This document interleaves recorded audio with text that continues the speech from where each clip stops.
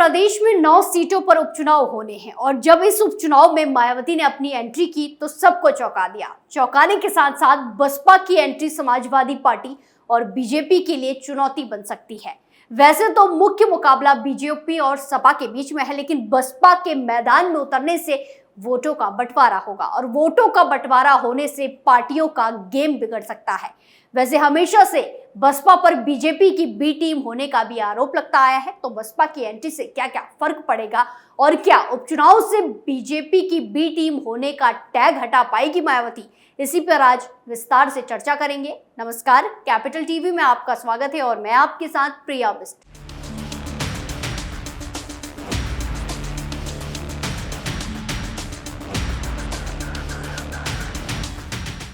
मायावती ने ठोकी ताल, अखिलेश यादव की उड़ी नींद।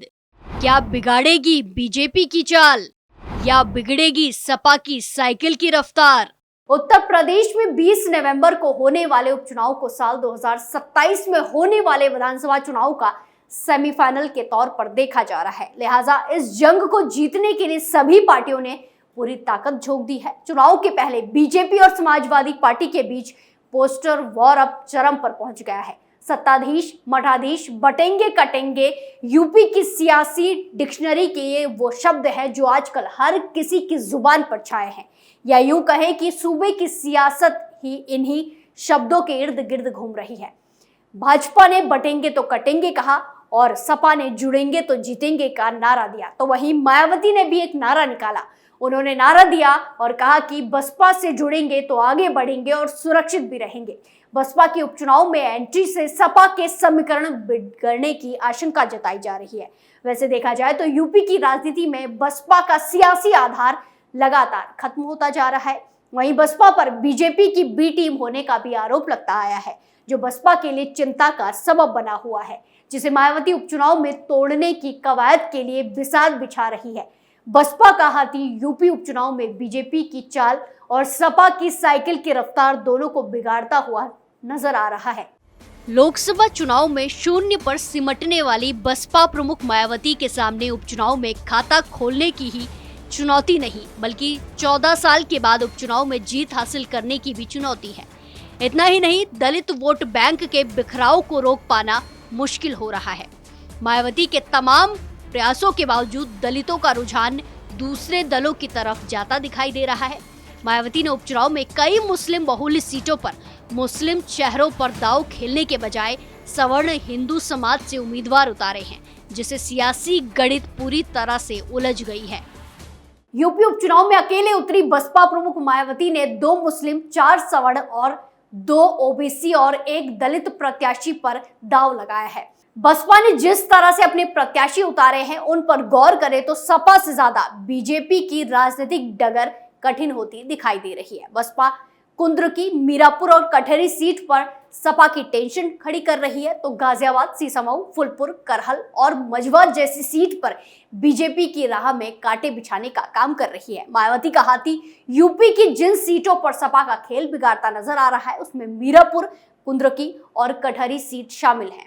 मीरापुर में सपा उम्मीदवार स्वयंबुल राणा के खिलाफ बसपा ने शाह नजर को उतारा। इसी तरह कुंद्रुकी में सपा के हाजी रिजवान के खिलाफ रफुल्ला उर्फ छद्दा को प्रत्याशी बनाया। सपा के मुस्लिम प्रत्याशी के सामने मायावती ने मुस्लिम कैंडिडेट के टिकट दिए जाने से मुस्लिम वोटों में बिखराव होना तय माना जा रहा है। सपा और बसपा ही नहीं, ओवैसी और चंद्रशेखर की पार्टी ने भी मुस्लिम प्रत्याशी उतारे हैं।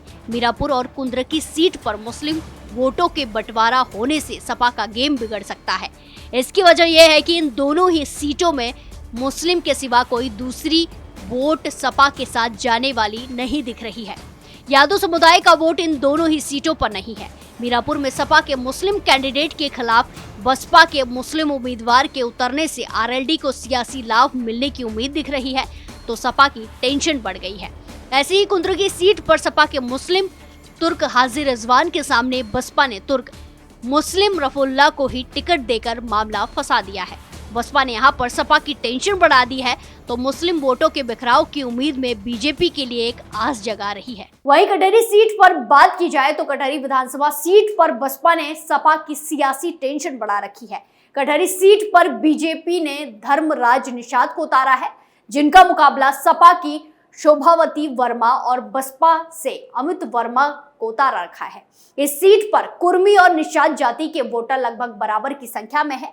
सपा और बसपा ने कुर्मी पर दांव खेला तो बीजेपी ने निषाद समाज पर भरोसा जताया। सपा और बसपा के कुर्मी समाज के प्रत्याशी होने के चलते कुर्मी वोटों में बिखराव का खतरा बना है, जो सपा के सियासी मंसूबों पर पानी फेर सकता है। बीजेपी को इसके चलते ही कटहरी में कमल खिलाने की उम्मीद जागी है। यूपी उपचुनाव में बसपा 3 सीटों पर सपा का खेल खराब करती नजर आ रही है, तो वहीं 5 सीटों पर बीजेपी की भी टेंशन बढ़ा दी है। बसपा ने करहल सीट पर अवनीश कुमार शाक्य को उतारा रखा है, तो बसपा ने गाजियाबाद से परमानंद गर्ग, सीसमाऊ से वीरेंद्र शुक्ला, फुलपुर से जितेंद्र कुमार सिंह और मझवा से दीपक तिवारी को उम्मीदवार बनाया है। इस तरह बसपा के 4 सवर्ण और एक ओबीसी उम्मीदवार के उतरने से बीजेपी की सियासी राह मुश्किल भरी होती दिखाई दे रही है।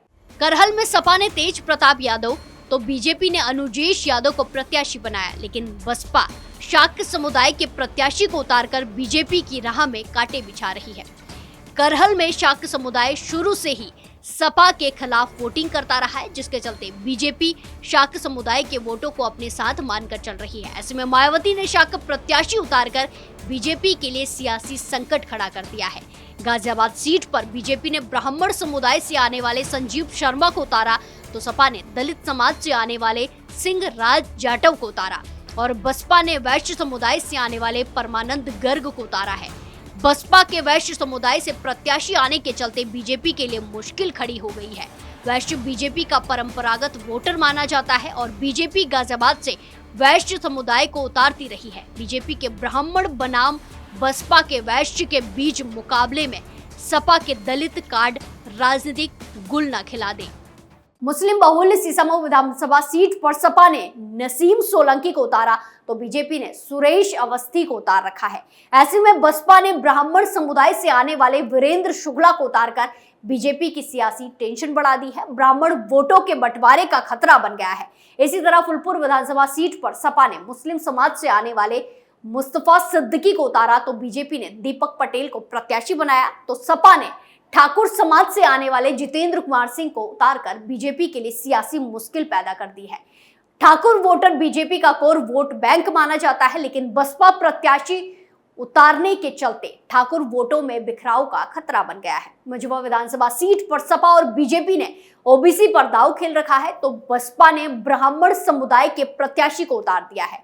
सपा ने ज्योति बिंद, बीजेपी ने सुचिस्मिता मौर्य और बसपा से दीपक तिवारी, दीपू चुनाव दम भर रहे हैं। मझवा सीट पर बीजेपी ने मौर्य समाज से आने वाली प्रत्याशी को उतारा, तो सपा ने निषाद प्रत्याशी को उतारा है। बसपा ने ब्राह्मण कैंडिडेट उतारकर बीजेपी की सियासी टेंशन को बढ़ा दिया है, क्योंकि ब्राह्मण वोटों के बंटवारे का खतरा यहां पर भी बन रहा है। मायावती की कोशिश बसपा पर लगे बीजेपी के बी टीम के नैरेटिव को तोड़ने की है। यही वजह है कि बसपा ने उपचुनाव में जिस तरह की सियासी बिसात बिछाई है, उसके चलते सपा से ज्यादा बीजेपी के लिए सियासी टेंशन खड़ी हो गई है। मीरापुर, खैर, मझवा और कटहरी जैसी विधानसभा सीट पर बसपा का अपना सियासी आधार रहा है और वो जीतती भी रही है। बसपा ने जिस तरह से मुस्लिम बहुल्य सीसमाऊ और फुलपुर सीट पर मुस्लिम को टिकट देने के बजाय हिंदू समुदाय के सवर्णों को टिकट देकर बीजेपी के लिए सियासी मुश्किल खड़ी कर दी है। मझवा में ब्राह्मण और गाजियाबाद में वैश्य समाज के प्रत्याशी को उतारकर भी बीजेपी की चाल बिगाड़ दी है। इस तरह से मायावती की कोशिश अपने ऊपर लगे बीजेपी के बी टीम के तमगे से बाहर निकलने की है। क्योंकि बीजेपी को मदद देने के आरोप के चलते मुस्लिम समुदाय बसपा से लगातार दूर छिटकता नजर आ रहा है। ऐसे में मायावती ने उपचुनाव में सपा से ज्यादा बीजेपी के लिए सियासी टेंशन पैदा कर दी है। बसपा ने लोकसभा चुनाव में भी यही दांव चला, जिसका खामियाजा लोकसभा चुनाव में बीजेपी को उठाना पड़ा था। 2027 के विधानसभा चुनाव के लिहाजे से मायावती ने उपचुनाव में सियासी बिसात बिछाई है। ऐसे में देखना दिलचस्प होगा कि क्या मायावती अपनी रणनीति में सफल हो पाती है या फिर नहीं। इस पूरे मामले में आपकी क्या राय है, कमेंट कर जरूर बताएं। स्पेशल स्टोरी में फिलहाल के लिए इतना ही। फिर पेश होंगे नए मुद्दे के साथ। बाकी तमाम खबरों के लिए देखते रहिए कैपिटल टीवी उत्तर प्रदेश। नमस्कार।